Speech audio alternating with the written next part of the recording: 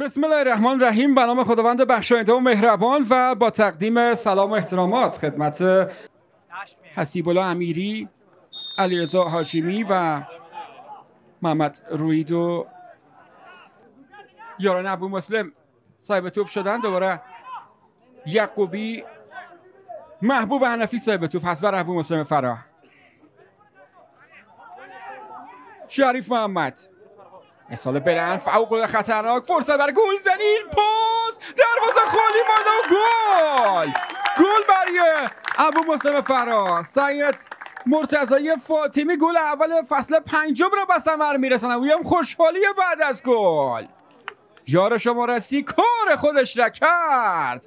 ببینیم با هم پاس فرهاد علیزاده و ضربه آرام فاطمی درون دروازه جای گرفت. تکل خطرناک همچنان سخیزاده. حالا فاول برای استقلال اعلام میشه. دار دست به جیب شده، کارت زرد برای امان الله سرداری نشان میده. کارت زرد گرفت امان سرداری، کاپیتان ابو مسلم فراه. ببینیم این صحنه تکرار هست.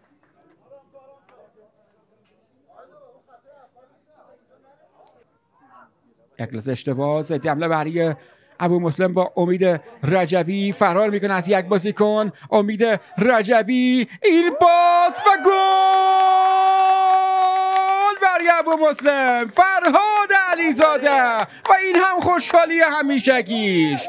حساب کار 2-0 برای ابو مسلم فراه کرد. یک گل، یک پاس گل سهم فرهاد علیزاده هست. هم نیمکت ابو مسلم، فرار انفجاری امید رجبی چه تعویض شد بر ابو مسلم و گل زیبای فرهاد علیزاده. خوشحالی خودش دوباره در کابل برخ کشید. تخار و چند شهر دیگر تا این رقابت‌ها را قضاوت کردن داوران عزیز ما. حرکت برای ابو مسلم، فرصت برای گلزنی امید رجبی و گل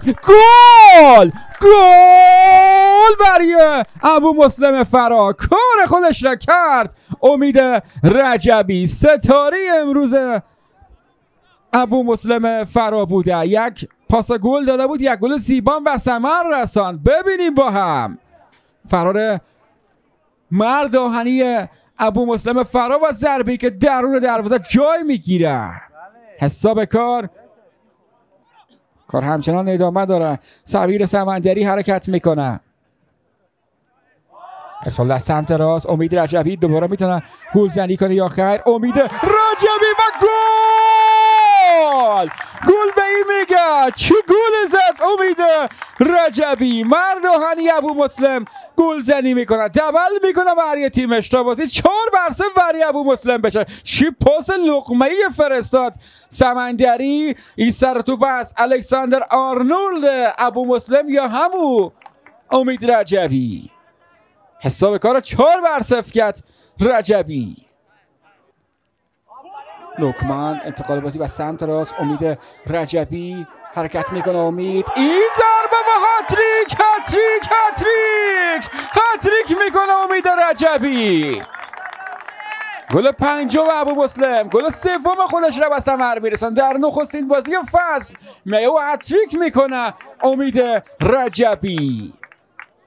پاس لوکمان، فرار امید از سمت راست میدان. خودش رفت و این گونه گلزنی میکنه تا هتریک کنه. بازم یک ارسال. دیگو، اویس عزیزی، زلفقار نظری، دوباره دیگو. در همینجا ویسل پایان مسابقه به صدا آمد.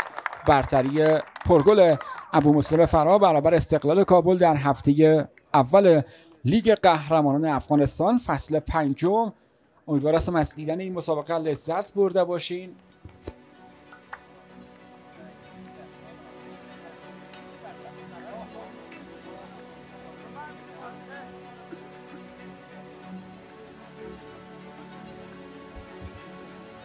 این لحظات هم ببینید. میان برنامه آماده است، انشالله برخواهیم گشت.